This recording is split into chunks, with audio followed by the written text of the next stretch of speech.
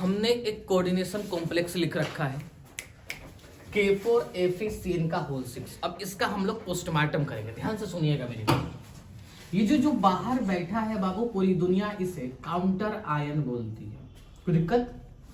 अंदर जब गए स्फीयर के अंदर, ये जो मेटल देख रहे हैं लोग इसे सेंट्रल मेटल एटम या सेंट्रल मेटल आयन बोलते हैं। कोई दिक्कत? ध्यान से। उसके बगल वाली जो आप देख रहे हैं इसको पूरी दुनिया बाबू लिगेंड का नाम देते हैं। अरे मेरी बात समझ में?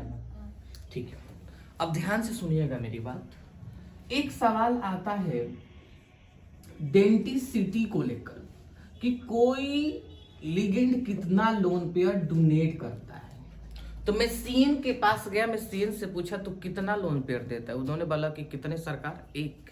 यानी कि इसकी डेंटिसिटी कितनी होगी बाबू? 1। कोई दिक्कत?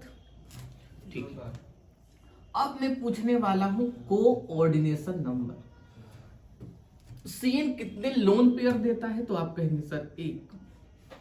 कितना है? तो आप कहेंगे 6। यानी कि इसका कोऑर्डिनेशन नंबर कितना हो गया बाबू? 6 हो गया। कोई दिक्कत? ठीक है।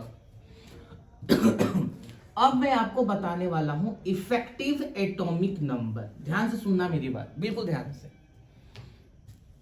पोटेशियम पर चार्ज होता है +1। सामने देखो बच्ची, पोटेशियम पर चार्ज होता है +1। 4 पोटेशियम है तो इस पर चार्ज हो गया बाबू +4। इस पर +4, अंदर वाले पर -4।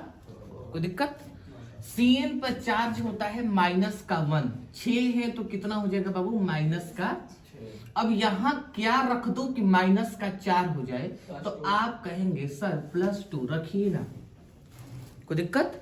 +2। ठीक है, अब ध्यान से सुनिएगा मेरी बात कि कैसे निकालते हैं।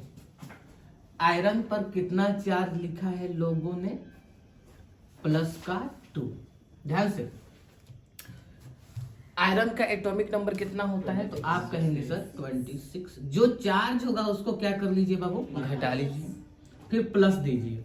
सीएन है कितना? 6। सीएन कितना लोन पेयर देता है? तो आप कहेंगे 1। लेकिन उस 1 लोन पेयर में इलेक्ट्रॉन कितने होते हैं? 2। तो याद रखिएगा, आपको लोन पेयर नहीं लिखना है, आपको लोन पेयर इलेक्ट्रॉन लिखना है। क्या ये डब्बा आप लोग भर दोगे क्या? अरे मेरी बात समझ में? ये हो गया हमारा इफेक्टिव एटॉमिक नंबर। ध्यान से सुनिएगा, अब हम लोग चलते हैं। अच्छा, लिगेंड कौन है बाबू? सीएन है। अब सीएन जो है जनरली कार्बन डोनर और नाइट्रोजन डोनर जनरली कैसे होते हैं? कोई दिक्कत नहीं। आयरन पर +2 का चार्ज था। आयरन का एटॉमिक नंबर 26 होता है। कॉन्फ़िगरेशन लिखना, देखना, ध्यान से सुनना। जिंक, कैडमियम, मरकरी को छोड़कर लिख लोगे। 26 से 2 और 6 जोड़ोगे तो कितना होगा? 8। 8 में से उस चार्ज को क्या कर लीजिए बाबू? घटा लीजिए। 8 में से 2 गए बाबू 6। D6 है, कैसा लिगेंड है बाबू? SFL है। तो 2 तरीके रख सकता है, नहीं तो वो sp3d2 रख सकता है, नहीं तो D2sp3 हाइब्रिडाइजेशन रख सकता है। SFL है तो sp3d2 क्या होगा बाबू? D2sp3। यानी कि इसका हाइब्रिडाइजेशन भी हमने पता कर लिया। कोई दिक्कत? अब ध्यान सुनना, क्या इस हाइब्रिडाइजेशन में पहले D आ रहा है क्या? तो इसको हम लोग बोलते हैं इनर ऑर्बिटल कॉम्प्लेक्स। कोई दिक्कत किसी को? एक बात ये भी हो गया, इनर ऑर्बिटल कॉम्प्लेक्स। ध्यान से सुनना, D6 है, ध्यान से इधर आ जाओ, ध्यान से पहले बनाओ। D के 5 डब्बे बनाओ, 3 2 5। कोई दिक्कत? SFL है तो मैं 2 डब्बे छोड़ दूं क्योंकि D में 2 डब्बे छोड़ने हैं। कोई दिक्कत? कितने इलेक्ट्रॉन बनाने हैं बाबू? 6। लेकिन सर 2 डब्बे छोड़ने के बाद इन 2 डब्बे से आपको कोई मतलब नहीं, 6 बनाना है। 1 2 3 4 5 6, सारे के सारे क्या है बाबू? पेयर्ड है। इसका मतलब क्या है बाबू? डायामैग्नेटिक। यानी कि आप यूं कह सकते हैं कि डायपोल मोमेंट कितना होगा बाबू? 0। कोई दिक्कत? यानी कि नाम भी लिख लीजिए, नाम ही छूट रहा है कभी से। ध्यान से, सर पोटेशियम पर प्लस है, यानी कि प्लस जहां से होगा नाम वहीं से शुरू होगा।